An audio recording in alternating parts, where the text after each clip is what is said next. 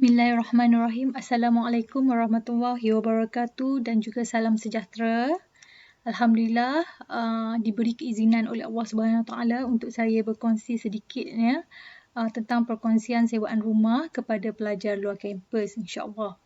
Baik, nama saya adalah Dr. Farihana binti Abdul Razak. Saya merupakan salah seorang pensyarah di Jabatan Undang-Undang UiTM Cawangan Perak Kampus Tapah. Baik, taklimat ini meliputi 5 bahagian, iaitu bahagian yang pertama adalah sewaan kediaman di luar kampus. Yang keduanya adalah tentang perjanjian sewa ataupun kontrak. Yang ketiga berkenaan dengan tanggungjawab penyewa dan juga tuan rumah. Yang keempat, saya akan menyentuh sedikit tentang skema. Dan yang kelima adalah tentang majlis perwakilan pelajar. Namun begitu, taklimat secara keseluruhan insya-Allah akan diadakan pada minggu hadapan. InsyaAllah saya menunggu untuk MPP uruskan. Jadi bagi hari ini perkongsian yang ingin saya kongsikan adalah terikat kepada nombor 1 dan juga nombor 2. Okey, ini adalah untuk para siswa dan siswi, insyaAllah, kerana para siswa dan siswi sekarang dalam tempoh untuk mencari kediaman ataupun tempat tinggal untuk memasuki pengajian pada Oktober 2022 ini. Kita teruskan dengan yang pertama, iaitu sewaan kediaman di luar kampus. Baik, sewa ini mengikut Kamus Dewan edisi keempat ada 3 maksudnya, iaitu yang pertama penggunaan ataupun peminjaman sesuatu dengan membayar wang dan mestilah didaftarkan. Ataupun yang keduanya, sesuatu yang boleh digunakan dengan membayar wang. Ataupun yang ketiga, wang yang dibayarkan untuk menggunakan sesuatu. Jadi, apabila kita melihat kepada skop rumah sewa ini adalah apabila kita diberikan rumah tersebut dan kita perlu membayar sewaan itu kepada tuan rumah mengikut seperti mana yang dipersetujui. Sama ada secara mingguan, bulanan ataupun semester. Okey, itu adalah konsep sewa. Baik, lokasi. Para siswa dan juga siswi, saya sarankan kenal pasti rumah, bilik atau kediaman yang ingin disewa dan pastikan berhampiran dengan kampus. Buat carian agar tidak khilaf dalam membuat keputusan, terutama melibatkan keuangan, jarak perjalanan dan juga keselamatan. Keuangan ni adalah terbahagi kepada 2 iaitu daripada segi sewaan bulanan itu ataupun dan juga daripada segi kos untuk pergi ke kampus. Siswa dan siswi disarankan tinggal berhampiran kampus kerana ianya merupakan satu pertimbangan yang praktikal bagi menjimatkan masa dan juga kos berulang alik. Ianya adalah satu kelebihan sekiranya lokasi, bilik ataupun sewa rumah iaitu kediaman tersebut mempunyai kemudahan asas seperti kedai runcit, kedai makan dan juga dobi. InsyaAllah di Tapah Road ini saya percaya di sebelah kampus Tapah ini ada dobi, ada juga kedai runcit Speedmart, kedai makan, kalau ATM machine ada di dalam kampus. Okey. So, kita pergi kepada lokasi. Saya percaya kepada tidak semua pelajar yang telah hadir ataupun maklum bagaimanakah lokasi kawasan UiTM Cawangan Perak Kampus Tapah. Baik, UiTM Kampus Tapah berada di sini iaitu lebih berhampiran di Tapah Road dan juga ianya dikenali sebagai UiTM Kampus Tapah kerana berada di tengah-tengah di antara Tapah dan juga Tapah Road. Baik, para siswa dan siswi insya-Allah sekiranya mempunyai masa, cuba buat carian di manakah rumah yang berhampiran dengan UiTM. Tetapi bagi taklimat ini saya telah membuat carian sebersedikit iaitu kawasan UiTM Cawangan Perak Kampus Tapah. Kerana bagi saya di Seri Iskandar insya-Allah lebih banyak kediaman yang disewakan. Baik, di UiTM Cawangan Perak Kampus Tapah terdapat yang paling berhampiran ya, yang ini saya kongsikan yang sangat hampir, iaitu yang pertama Taman Universiti Walagonia. Ini kita ada juga pintu belakang ya, UiTM Kampus Tapah ada pintu belakangnya, pintu keduanya di di Taman Universiti Walagonia. Kemudian ada Taman Heliconia. Taman Heliconia ni yang terbaru lah ya, yang didirikan, ada 2 tingkat dan juga setingkat. Baik, di belakang ini ada kawasan lot. Okey, di hadapan UiTM Kampus Tapah ini ada kawasan lot. Jadi dekat kawasan lot ni ada juga rumah yang disewakan dan juga bilik. Termasuk juga di sini di rumah-rumah kedai dekat sini ni, ini pun ada juga bilik sewa yang disewakan. Baik. Di belakang Surau Nurul Mustaqim ini ada satu taman baru. Saya tak pasti apa nama tamannya, tetapi masih menunggu CCC saya rasa, sebab ada unit yang telah ada penghuni, tetapi ada unit yang masih didirikan. Ini taman baru ni saya rasa para siswa dan siswi boleh mendapatkan maklumat lebih lanjut mungkin daripada pihak-pihak yang berkenaan ataupun turun ke Tapah Road ini untuk mencari kediaman tersebut. Kemudian ada juga di Petron Tapah Road, ini tak jauh sangat ya, pasar malam setiap hari Jumaat pun ada di sini, dan kediaman yang disewakan adalah uni resident.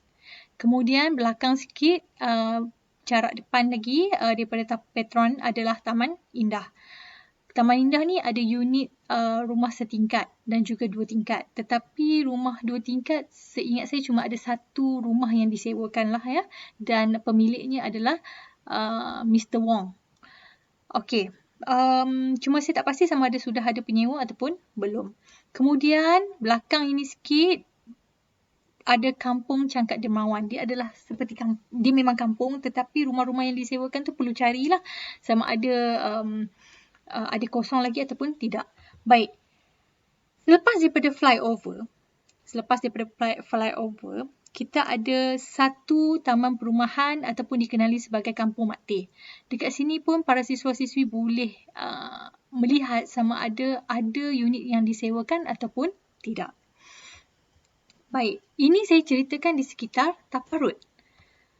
Walau bagaimanapun, seperti yang saya maklumkan daripada UiTM Cawangan Perak Kampus Tapah, kita nak pergi ke Tapah, ia mengambil masa lebih kurang 8 minit. Dan di Tapah ada beberapa lagi rumah ataupun kawasan perumahan yang boleh para siswa dan siswi sewa. Contohnya Taman Bukit Indah ataupun di Jalan Pahang. Jalan Pahang ada beberapa taman juga. Cuma maafkan saya sebab saya tak berapa maklum tentang nama taman itu.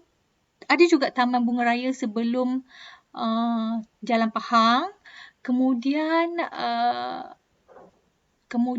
yang keduanya adalah Bido. Baik, daripada UiTM Cawangan Perak, kampus Tapah ini ke Bido mengambil masa lebih kurang 24 minit. Di belakang, kalau kita patah balik daripada Cawangan Perak Kampus Tapah, di belakang ini ada Cangkap Petai dan juga Langkap. Cangkap Petai, seingat saya ada satu taman iaitu Taman Bakti. Baik, Taman Bakti ini pun unitnya ataupun kawasannya ada juga disewakan, tetapi perlu hadirlah untuk bertanya sebab saya dapati dia menjadi satu trend untuk tidak diiklankan. Dan ini Cangkap Petai mengambil masa 11 minit dan juga di Langkap. Pergi ke Langkap mengambil masa selama 18 minit. Baik, para siswa dan juga siswi yang saya hormati, juga saya kasihi. Berdasarkan sumber Facebook, bukan sahaja di Tapah ya, saya yakin cawangan lain juga para pelajar iaitu siswa dan siswi sedang mencari. Ini adalah antara contohnya yang mana para siswa-siswi mencari di UiTM Merebuk bagi Oktober 2022. Baik, kita pergi kepada sedikit ringkasan tentang perjanjian sewa ataupun kontrak ini. Baik, pihak-pihak adalah terbahagi kepada 2, satu tuan rumah dan satu lagi adalah penyewa. Tuan rumah ini pula boleh menjadi pemilik ataupun ejen. Okey, sama ada pemilik ini mungkin berada di luar kawasan, maka dia memberi kuasa kepada ejen ataupun dia memberi tanggungjawab kepada ejen untuk menguruskan rumah sewaan tersebut. Okey, yang ni nanti saya akan terangkan secara terperinci di dalam taklimat minggu hadapan insya-Allah. Baik, ini perjanjian ataupun kontrak. Saya maklum ya, para siswa-siswi yang telah dianugerahi ataupun telah pun diberikan orang kata peluang dan ruang untuk datang belajar ini tahu ya. Jadi saya sangat berharap agar para siswa dan siswi maklum tentang perjanjian. Kerana perjanjian ini apabila kita melanggar mana-mana syarat yang telah pun kita persetujui dengan pihak tuan rumah contohnya dan kita melanggar, maka pihak tuan rumah boleh mengambil tindakan. Sama ada tindakan melalui budi bicara ataupun tindakan perundangan. Ini juga nanti saya akan terangkan secara lebih lanjut. Okey, ini yang mana saya nak kongsikan untuk mengakhiri taklimat ringkas saya ataupun perkongsian saya untuk audio ini, iaitu yang pertama, sila kenal pasti tuan rumah ataupun ejen yang dipertanggungjawabkan. Kemudian jangan sesekali membuat pembayaran jika masih ragu-ragu, terutama kita tak pasti tuan rumah ataupun ejen itu betul ataupun tidak. Dan saya sangat sarankan sekiranya ada rakan-rakan siswa dan siswi yang nak duduk satu rumah itu berada sekitar kawasan Perak contohnya, minta tolong mereka ini untuk datang dan tengok secara fizikal sebelum bersetuju rumah itu. Sebab ianya penting ya supaya tidak dikenakan penipuan daripada scammer. Sekarang scammer kan ramai kan, jadi kita nak elak benda itu berlaku. Walaupun saya faham ya situasi siswa dan siswi berebut-rebut untuk mendapatkan rumah sewa, tetapi kita telah pun ada kes yang mana para siswa ditipu oleh scammer. Baru saja saya dapat pada minggu ini. Baik, kemudian pastikan kawan-kawan yang ingin duduk di rumah tersebut tidak khianati kawan yang lain. Kenapa saya bagi tahu khianati? Saya tak nak pengguna perkataan khianati, tetapi benda ini pernah berlaku dahulu di mana rakan dekat dalam rumah sewa itu dia sebenarnya sedang menunggu kolej tapi dia tak bagi tahu pun kawan-kawan dia yang lain. Jadi contohnya daripada 10 orang tu 2 orang telah pun keluar sebab dapat kolej. Yang tinggal 8 orang itu tadi terpaksa membayar pula untuk kepala 2 orang lagi ini kerana tidak dapat pengganti. Jadi tolong pastikan rakan-rakan kita itu mempersetujui untuk duduk sama-sama dan sebenarnya tidaklah berharap kepada kolej kecuali sekiranya kita dimaklumkan bahawa kawan kita itu menunggu kolej dan kita juga menerima sebaiknya. Contoh ya. Kemudian baca setiap syarat dalam perjanjian. Ini saya akan ulang banyak kali sebab kesan perundangan ini kita tak dapat tengok pada waktu itu, tetapi selalunya kita akan melihat kesan itu semasa ataupun ketika berlakunya dispute, pertelingkahan di antara kedua-dua pihak. Kemudian sila rujuk orang yang lebih dewasa, berpengalaman atau yang faham tentang perjanjian yang bakal dimeterai. Contohnya pensyarah atau mungkin kan pensyarah yang lebih faham ataupun uncle, aunty, makcik-pakcik ataupun orang tua kita ataupun kakak abang kita ataupun saudara kita, sepupu kita yang lebih dewasa dan mereka telah pun faham ataupun tahu apakah itu syarat-syarat perjanjian. Kemudian apabila berpuas hati barulah teruskan untuk menyewa di rumah itu. So nanti kita akan pergi pula kepada deposit dan sebagainya. Jadi setakat ini sahaja perkongsian saya agar para siswa dan siswi dapat ya gambaran sedikit tentang apakah itu sewaan dan kenapakah kita perlu berhati-hati dalam memilih kediaman untuk kita sewa. Dan untuk mengakhiri sedikit pesanan saya adalah cuba mencari dengan penuh kesabaran.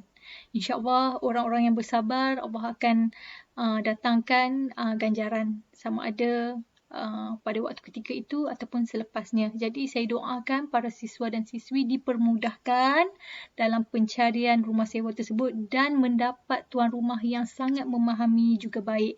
Apabila tuan rumah baik dengan kita, memahami kita, maka kita juga perlulah bertanggungjawab memastikan apa yang diberikan pinjaman kepada kita untuk sementara kita duduk dalam rumah ataupun kediaman tersebut dijaga sebaiknya. Itu sahaja daripada saya. Sekian, wabillahi taufiq wa hidayah. Assalamualaikum warahmatullahi wabarakatuh dan salam sejahtera. Terima kasih.